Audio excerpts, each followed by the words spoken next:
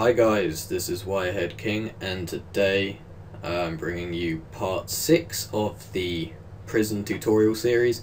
Sorry for the delay on this one. It's there was a recording error on my first attempt at making it, and because I paused it to render because we're doing all the compositing and I forgot to unpause or something like that, and then it was all Christmas and New Year and I was doing Christmas and New Year stuff, so I couldn't really do anything, and then school started again, and so that's just consumed my life.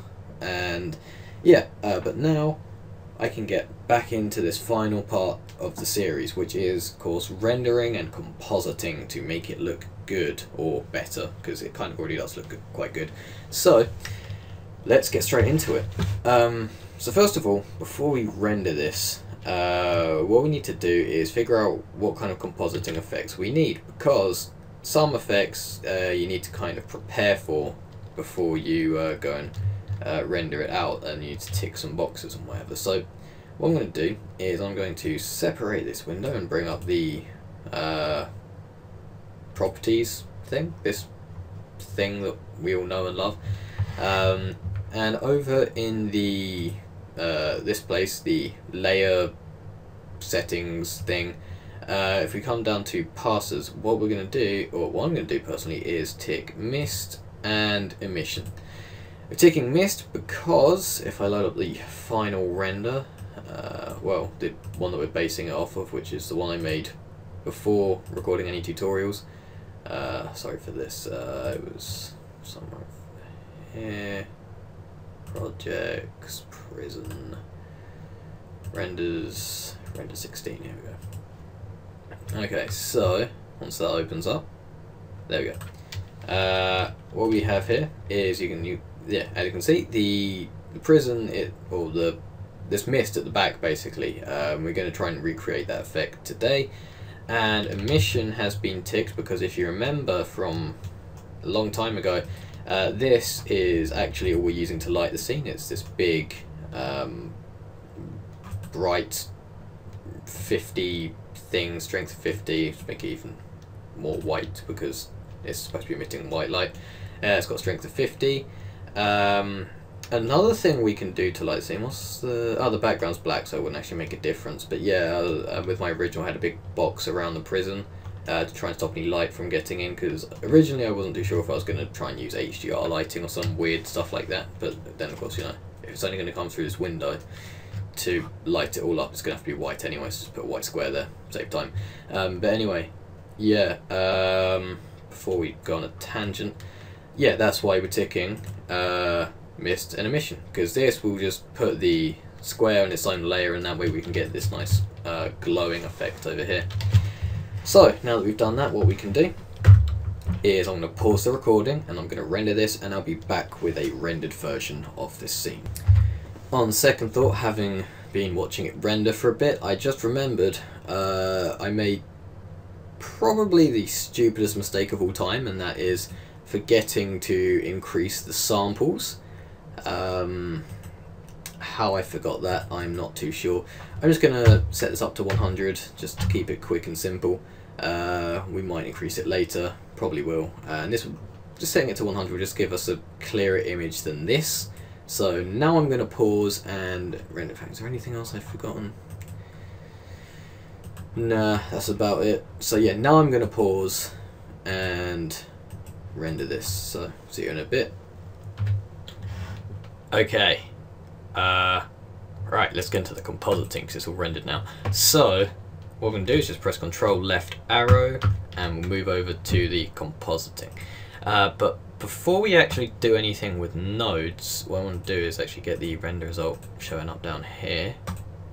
And in fact, actually no, press Control right, go back over here, it's easier to control the stuff over here.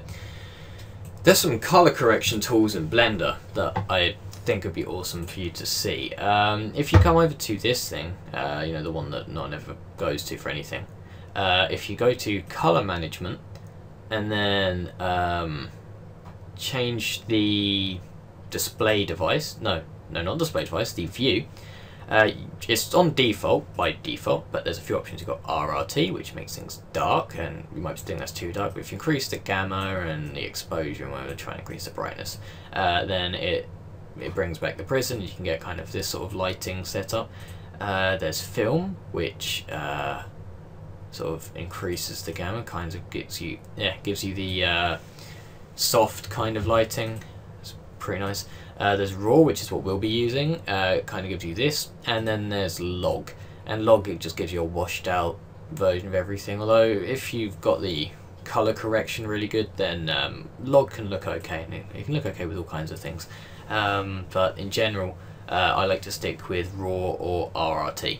So we're going to use raw, and if we just increase the gamma slightly and the exposure, then we get something like this, which looks a bit better than what we had on default when the exposure was down and the gamma was down, because this looks miserable. But raw, if we increase that back up again, we get something that looks quite, interesting. So yeah, now that we've done that, we can move over to the composite. Oh, one last thing, sorry, actually. There's this look option. If you click on look, you have loads of options here. Yeah, just click around on various ones and see which ones you like. I think it was a Agfa color. I just don't remember which one it was. I think it was that, actually. That looks about right. So it's been a while since I've actually done any blendery things. So yeah, there's that. Oh, and of course there's a curve editor, kind of like RGB curves, but yeah. Oh, that's actually pretty cool. What did I do there? There we go, if I just change that. Yeah. Alright, I might actually stick with that. That's pretty cool. I like that. So yeah, have fun with these settings, see what kind of weird and wonderful things you can do. Find which one you like, and then now we can go over to the compositor. So, as you can see, we have a composite node and a render layer node. I don't really know why I'm telling you that. You probably already knew that was going to be there. If you add in your viewer node, then we can begin. Okay. So, I forgot the depth of field. We'll do that later. First of all, what we want to do is add in the mist. So, if we put the mist into the viewer, as you can see, we've got this kind of mist, but it doesn't bring in any of the diffused colors or it doesn't bring in any colors. It's basically just a kind of version of the Z value here. It uses that to just calculate mist. Now this mist might come along too strong, because if we go to color and mix and have this mix with this, maybe set this to screen, and have this mix with the original scene, and as you can see, the mist is just far too strong. Now what we're actually going to do is use this as the factor to mix with the white, but for now that gives us the same result. Although if we make this color a bit darker, you can see it pushes the mist back a little bit, and you can do that if you want. However, I think what I'm going to do, just to show you another way of doing this, is I'm going to use go to converter, a color ramp, and put the mist through a color ramp, and then use that as the factor. And if we just look at what the color ramp does, if we push the black forward a little bit, maybe set this to B-spline so it's a bit softer, you can push the black forward. You can even make the white more grey, and that'll push it back a little bit more, which is kind of what we were doing there. And with this you can actually set the sort of where the mist starts as well. It just gives you a little bit more control over the I guess how sharp the mist is, because just darkening it there can only sort of push it back, but with this you can choose the contrast like that. I mean, that looks awful, so we don't want that, but something like that looks fine.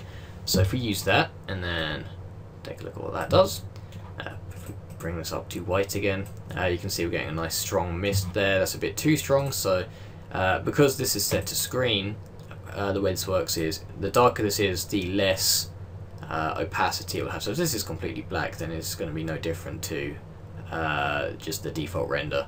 So if we just move this up a bit, maybe give it a slight colour, like a nice orangey thing, like so, then that looks okay. Might even bring it a bit more forward. Yeah, something like that is pretty close to what I had originally. Okay, there's one last main effect that we need to do. There's a few other little bits and pieces I'll show you, and that is of course the glow on the window. So where's our emit? There it is. If we move the viewer over here, if we take a look at the emit value, as you can see, it's just the window where we can see the plane in the background that's lighting the scene. Now the way that we sort of make this glow like we did in the original is relatively simple. We just go to filter and blur, like so, set this from Gaussian to fast Gaussian, and ticking relative isn't essential, but what this does is at the moment is based on the pixels. So if we set this to 50 and 50 for example, we'll get this 50 by, we'll blur it by 50 pixels on the X and Y axis. Now this is fine if you're not going to change the size of the render, but if we were to make this twice the size, then what we'll get is the same as if this was 25 and 25. It will look kind of like that, and it won't necessarily look as good because you might specifically want it at 50. So the way we can stop this from happening, and we can, obviously we can just keep changing if we change the size of the render, but what I'm going to do is tick relative, and now we're using a percentage thing, so that's good.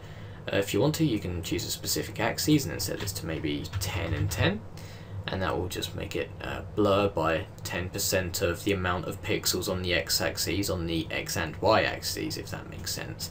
You can choose it Y or none, and I believe none will make it so that the Y is 10% of the y-axis and the X is 10% of the x-axis. Why I did the wrong axis with my mouse, I don't know, but yeah, you get the point. Okay, now this is coming along too strong, it's too powerful, and that's because the emission value that we have on the plane at the back is 50, so value here that we're blurring is 50. And what that means is, because white is 1, so that means that all of this is brighter than white, which wouldn't really make sense, but because this is all computery and stuff, that makes a lot of sense. So if 1 is white and this is at 50, then it's going to have to transition 50 into 0, which means that 98% of the blur is just going to be pure white before it actually fades off. And we're getting also, it also makes these like weird other circle things just form off the sides here. I don't really know what they're about. Now there's an easy way to stop this. All we have to do is, if we go to converter math, what we'll do is we'll go to set from add, we'll change this to greater than, okay, and then set this to 1. And what that will do is, I mean, this value can be anything other than 0 basically, but what this will do is make it so that, and also if we hit clamp, that can help. Hitting clamp on anything, by the way, it works with mix knows anything. If you're wondering what clamp does, it means that no matter what, none of the color values will exceed 1, so you don't get this problem that we're having where things are brighter than 1. But anyway, back to the point. This greater than node, what this does is, if you put something into the top and then set a value here, anything that's greater than the value of 1 will be set to 1. Okay, and this doesn't, let's set this to point random numbers like that just to prove it doesn't make a difference. In this case, it's anything greater than 0.129 will just be made to 1 on all the RGB. It would just be 1, 1, 1, so white basically. So yeah, there we go. Now that we've done that, we're blurring that, and as you can see, what that's done is it's just told it to calm down a little bit, and this is much better, and I'd much rather put this over the window than something else. This might be a bit too big though, so maybe we should set this to 3 by 3. Sort of keeps it more in the shape of the windows. You could even set it to 1 by 1 if you really want the gap appearing in the middle there. Maybe even 2 by 2, that could look good. I mean, it's really up to you, but I think 10 by 10 was a bit extreme. 5 by 5 might be okay though. Okay, now that we've done that, we just have this white blob appearing. That's not really any use, so what we're going to do is duplicate the screen node and simply put the previous screen node in the top, this into the bottom like so, and we're done. If you want to just calm it down even further, what you can do is just decrease this factor. Or I mean, what you could do as well is actually turn this into the factor and then set this to white. Just pure white, 1, 1, 1. Hex is loads of Fs. Yeah, there you go. And then of course you can just make it darker until it looks good. So, you know, something like that, I think, looks nice. Okay, so that's the I guess, the essential compositing. Even though none of this is essential, it's just what you think looks good. But to sort of make this look finished, in my eyes, that's all you need to do. I added in a couple more things. I added in a vignette and some chromatic aberration, if I dare add that in. I know how much everyone hates it, but I was aiming for photorealistic, or at least mainly realistic with this scene, and you know, to make it look like it had been shot through a camera, you need to include chromatic aberration because all cameras do it. And you know, of course, you can get nice cameras, or well, I think pretty much every camera does it now, but a lot of cameras will now just sort of make it so minimal to the point where it's basically not there. But I wanted some in mind, so if you're wondering how to do that, or even what chromatic aberration is, it's where I think you can do it with your eyes actually. If you like sort of blur your eyes in like high contrasty things, so like black and white, somewhere you like blur your eyes. I don't know if other people can do this. You can like sort of change the focus of your eyes and make everything go blurry and out of focus. If you do that, you can kind of see the chromatic aberration, especially if you just do it with one eye. And then like, yeah, you can see the chromatic aberration appear. It's that kind of thing. So the way we achieve that, if you still don't know what I'm on about, you'll see it now, is if we go to distort and lens distortion, what we can do is, if we set this to jitter, is that the right one, and increase the no, not distort, the dispersion amount. Actually, do we need jitter? Can it just be dispersion? Set that to 1. Yeah, that works. So this is an extreme case of chromatic aberration, and this looks terrible, so we're not going to be using that. We're going to set this to like 0.05. Ooh, not even that, that's still too much. 0.01. Is it showing up anywhere? Yeah, you see you're getting these little yellow and blue lines there, so that's... Ooh, what am I doing? Where's it going? Here we go. Nice. Yeah, so there you go. That's the chromatic aberration. It can unhinge the picture a little bit, so if you just tick fit, then it will fit back in. And if you're wondering what this black line is along the top, that's just because I've still got it all bordered up here, and that's just where the border clips off there. We'll get rid of that for the final render, don't worry. Ooh, what am I doing? There we go. Okay, so that's the chromatic aberration. One last effect that I will show you before I backtrack a little bit and add in a depth of field is the... what's it called again? The vignette, that's it. So the vignette is fairly simple if you've never done it before. There's a few methods to do this. It's basically just blurring out a circle and multiplying it over. One way to get a circle is if we just duplicate this lens distortion and turn off fit and set the dispersion back down to 0 and just set this distort value to 1. As you can see, we've got this disgusting mess right here, and we can get our math node again, bring this over here, and instead of having the value at 0.129, we need to set this to 0. And what that means is any color value that's above 0 will be made white. So that's basically everything except the alpha that this is produced by, well, the blackness, I guess it is, because for some reason it doesn't do alpha anymore. So yeah, everything other than the blackness will become white because the black is 0 and 0 is not greater than 0, it is equal to 0. If we'd set this to minus 0.001, then put this into the viewer, it will come up as all white, so 0, and it's a circle like this. Okay, now this is just the start. We've got one more thing to do. We can duplicate the blur node over like this, set this to something big like 30 and 30 on both of them, and then we can get this screen node, change it to a multiply. Where's multiply? There it is. Okay, change it to multiply like so. If we put this into the bottom successfully, there we go, and the first lens distortion from the chromatic aberration, or whatever you have before this one with the distort at 1, we want to put that into the top of the multiply. So we have this kind of set up here, so we've got like the image, and then we've got this distortion, this thing, and the blur goes into this. What we can do is actually add in a frame here, getting a bit fancy. These things are cool. There we go, I can put that around there and call this vignette. Changing the label to vignette. There we go, look at that. And yeah, that's just a nice little way to group things up. And what we can do now is if we just put this through the viewer, we can actually see what it's doing.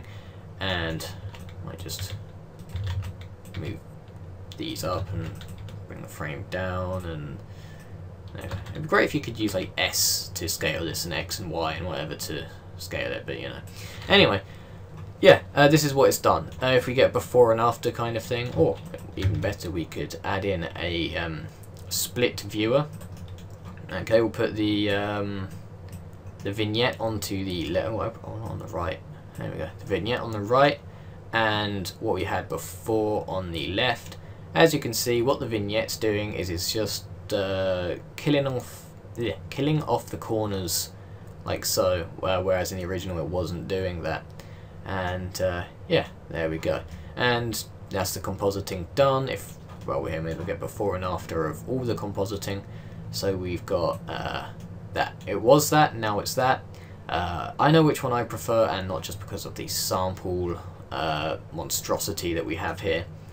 Okay, so let's go back. Let's add in a depth of field, and also let's kill off some of these fireflies that are occurring around here, and then we can give it a render and of course increase the samples. So depth of field, we're going to go back to here for this. Depth of field has been made more simple recently.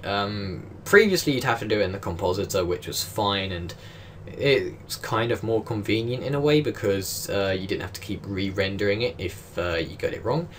But recently, or well, I'll say recently, it recently came to my attention that you could actually add it in with the camera. I mean, I kind of knew of this, it's just I didn't really know it kind of worked yet. But anyway, what we can do is, it starts off pretty similar to how it used to work with the Compositor. You have the camera selected, and you have to be pulled out of the camera, you can't be looking through the camera for this. If we tick limits, then as you can see we've got this like empty sort of appearing at the camera. Well, it looks like an empty, and I guess it kind of is an empty actually. What we can do is down here on focus, we can change the distance to push that forward, and this is just what the camera's focusing on. And as well as changing the distance, we can also make it look at various objects, but I'm gonna have it at a sort of distance like so. Maybe push it around to there, like so. And now here's what I find really cool. What we can do is if we view this rendered, then what we can do is, once we rendered a little bit, we can change the size, and what this will do is change the amount of depth of field. So if we be crazy and set this to 2, then as you can see everything has just been blurred out and gone all bokeh-ish, bokeh-y, I don't know, I don't really know how to, yeah. Anyway, yeah, it's gone all blurry. So let's set this to something more realistic. I mean, you might like this and you might want to render this out and have it as a cool desktop background. In fact, I actually quite like that idea. I might do that myself. But anyway, yeah, yeah, let's say this is something realistic. So let's start with 0.1, although that might still be too much. And it's kind of awkward because of the low samplage. I can't tell if it's just crap or if it's actually like applied the defocus. I think it's a bit of both. I think there's too much defocus and it's crap. So let's just set this to 0.02.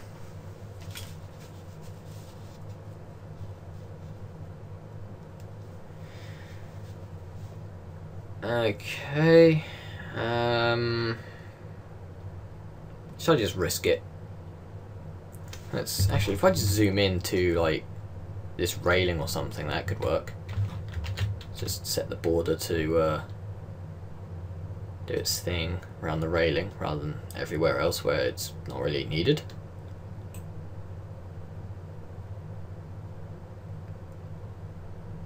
Okay, yeah, you can see we've got some being applied onto the railing, so that's good. Okay, so that's the depth of field done. What I'm going to do is just, I'm going to render it 720 and like that, okay. That just changes the resolution. This thing is set at 50. Always have this at 100 for your final render, and then set the dimensions you want up here. Otherwise, it will only render at half the size you actually asked for. So there's that. And in the render result, as you can see, we've got these like just white pixels appearing every now and then, and this is just where the light here has just gotten to it and it's just changed its value to like 10 or something.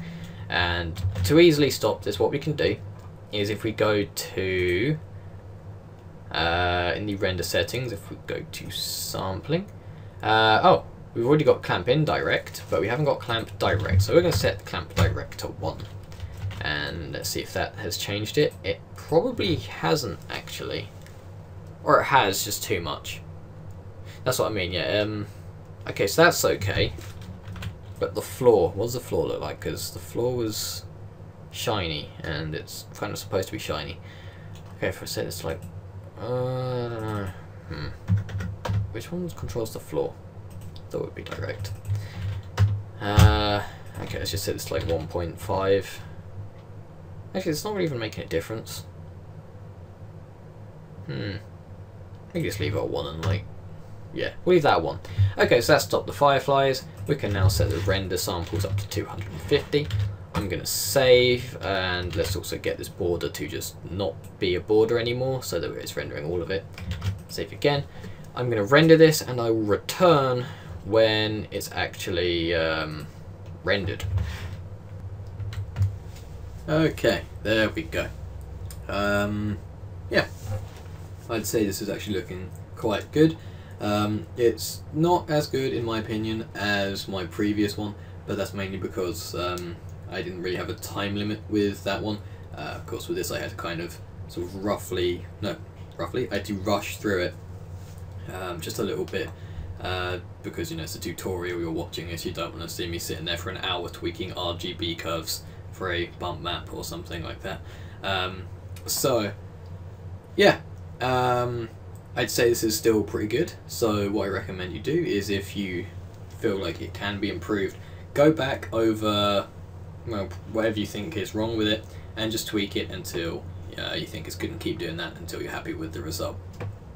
Okay, so yeah, thanks for watching this series. Again, sorry for the delay for this last video, and I'll see you whenever I next make a video,